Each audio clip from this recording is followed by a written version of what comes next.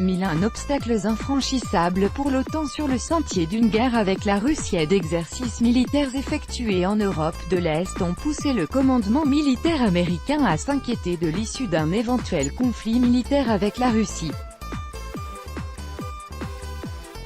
Des obstacles infranchissables pour les troupes de l'Alliance, tels que des embouteillages, sont présentés dans un article publié récemment par The Washington Post. Le reporter du journal américain The Washington Post, Michael Birnbaum, a parcouru la route reliant la Pologne à la Lituanie au mois de mai dernier pour déterminer les défis auxquels les troupes de l'OTAN pourraient faire face si une guerre avec la Russie se profilait. Parmi les obstacles infranchissables attendant les troupes de l'Alliance dans les pays d'Europe de l'Est, on trouve les routes en mauvais état, les embouteillages et la bureaucratie, selon un article paru dans The Washington Post. D'après l'édition américaine, ce sont les exercices militaires décidés par le commandement américain en Europe qui ont mis en exergue le problème. Ainsi, alors que le gros des troupes de l'Alliance sera en route vers la frontière est, l'armée russe aura déjà eu le temps d'occuper tous les pays baltes, s'inquiètent des chefs militaires américains. Par exemple, pour rentrer de Géorgie, où ont eu lieu d'autres manœuvres de l'OTAN, en Allemagne, où les troupes sont stationnées, il a fallu aux armes lourdes des États-Unis 4 mois.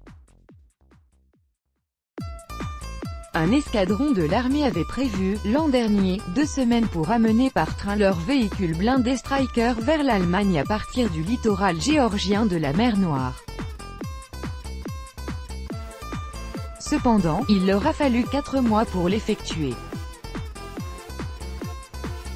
De plus, les troupes de l'Alliance sont restées en Allemagne sans leurs armes ni leur équipement, selon le lieutenant-colonel Adam Laquet, commandement d'escadron.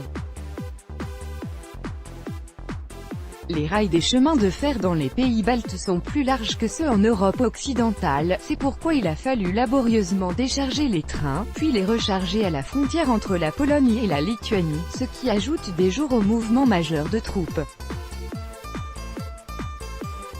En outre, des gardes-frontières hongrois n'ont pas aimé la façon approuvée pourtant par les Roumains de fixer les véhicules blindés Stryker aux wagons.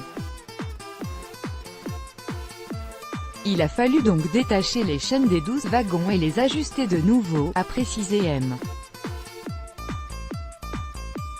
Laquet, cité par le Washington Post. Le problème réside non seulement dans l'état des routes en Europe de l'Est, mais aussi dans leurs particularités géographiques. Par exemple, la route A2 reliant la Pologne et la Lituanie passe entre des lacs et le renversement d'un grand véhicule est capable de bloquer le mouvement pour beaucoup de temps. Quant au pont, il risque de s'effondrer sous le poids des armes lourdes de l'Alliance. La bureaucratie pose, elle aussi, des problèmes, selon l'article. Par exemple, l'Allemagne n'autorise les camions chargés de citernes et d'autres équipements lourds sur les autoroutes que la nuit en semaine. Ainsi, selon The Washington Post, au cas d'un conflit local, cela ne fera que perdre le temps.